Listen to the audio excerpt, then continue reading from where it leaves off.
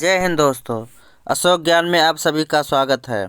भारतीय भूगोल का आज का हमारा टॉपिक है भारत में मानसून या वर्षा। भारत में मानसून या वर्षा। भारत में मानसून का आगमन कब होता है, वर्षा क्या होता है, किस मौसम में सबसे अधिक वर्षा होता है, कहाँ सबसे कम वर्षा होता है, इन सभी के बारे में जानेंगे। तो पहला पॉइंट दिया है, भारत में सर्वाधिक वर्षा दक्षिणी पश्चिमी मानसून से होती है। भारत में सर्वाधिक वर्षा दक्षिणी पश्चिमी मानसून से होती है।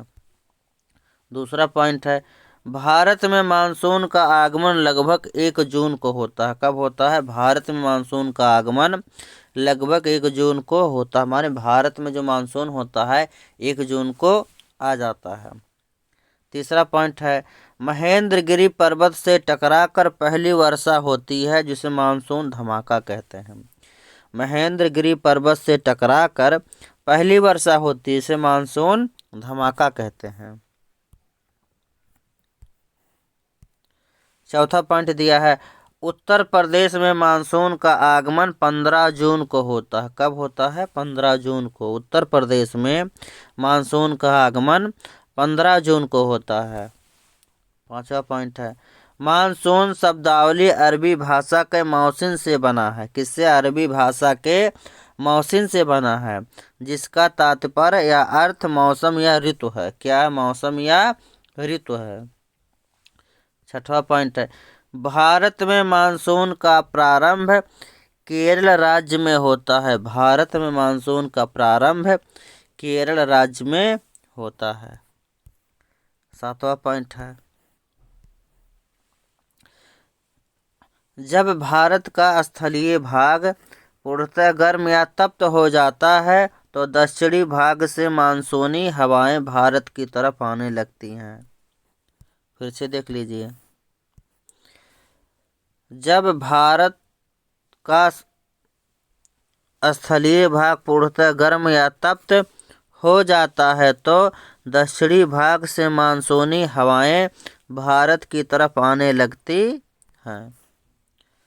आठवां पॉइंट है, क्योंकि हवाएं उच्च दाब से निम्न दाब की तरफ चलती हैं। हवाएं कहाँ चलती हैं? उच्च दाब से निम्न दाब की ओर चलती हैं। नौवां पॉइंट है, उच्च वायुदाब से निम्न वायुदाब की तरफ चलने वाली पवनें व्यापारिक पवनें कहलाती हैं। उच्च वायुदाब से निम्न वायुदाब की तरफ चलने वाली पवनें व्यापारिक पवनें कहलाती हैं। 10वां पॉइंट दिया है,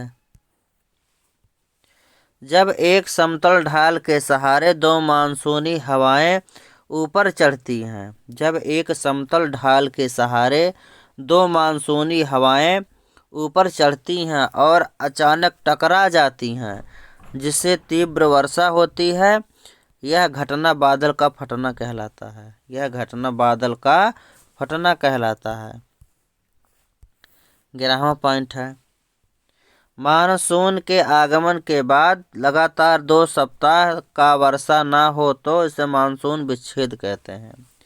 मानसून के आगमन के बाद लगातार 2 सप्ताह तक वर्षा ना हो तो इसे मानसून विच्छेद कहते हैं।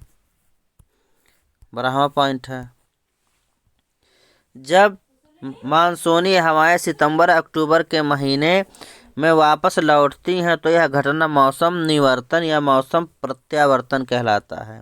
जब मानसूनी हवाएं सितंबर अक्टूबर के महीने में वापस लौटती हैं तो यह घटना मौसम निवर्तन या मौसम प्रत्यावर्तन कहलाता है।